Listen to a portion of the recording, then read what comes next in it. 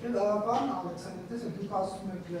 ձայնագրությունների ֆոնումներս դառնել մի ձայնագրություն են մատնացույցանում, տեսեք հակակոպությունի ձայնագրությունների ֆոնին ասում եք մի դասախոսի ձայնագրություն են կանանում մատնացույցանում Գրադարանավարի բայց մի խաղավիրի գրադարանավար Գրադարանավարը որը երկու կուրսի կուրս ղեկ է եղել, որը կարող է Վերին արտաշատում ֆակտորներ ֆիքսել, որ եկել են վարչապետի համար երկու տարով օրինակ մշակույթի տան անձնակազմը դիմավորման արարողություններ արել, բյուրականի դեպքը, դուք կարծում եք մարդու բյուրականի ինչ դեպք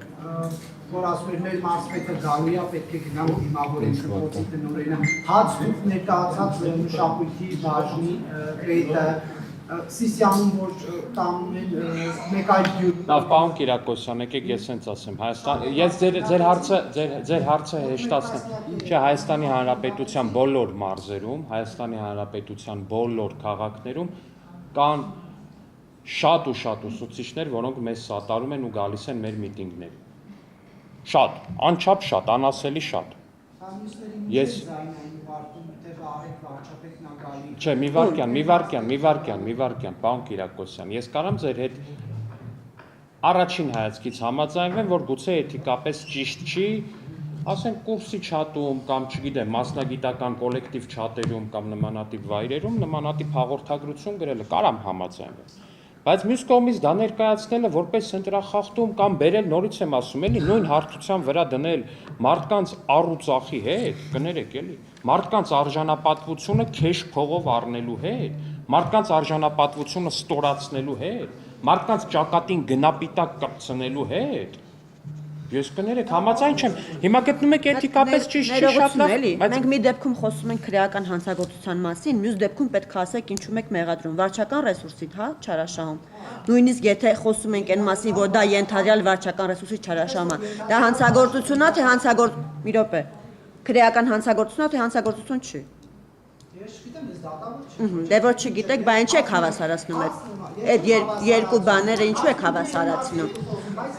Տիկին Մանուկյանն էր ասում, վարչական ռեսուրսի աղաղակող բարձրաձայնումները աղաղակող բարձրաձայնումները եկեք ինչ ծեծի մաս։ Բայց ես պատասխանեմ ձեր հարցին։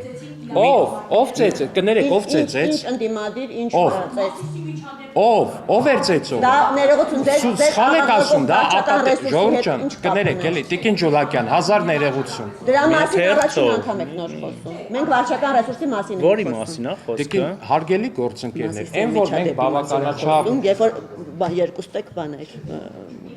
բախում է եղել։ Այն ավտոբուսն ասում։ Հարգելի գործընկերներ, այն որ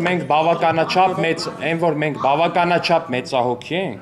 ու բոլոր լրատվականներին ընդդիմադիր ովքեր որ գրել են ԿՊԱ-ականները ծեծի են ենթարկել ինչ որ մեկին դատի չենք տվել ու 9 միլիոն դրամ չենք պահանջել։ Պնդելով ապացուցեք դե, այդով ատեղ ԿՊԱ-ական։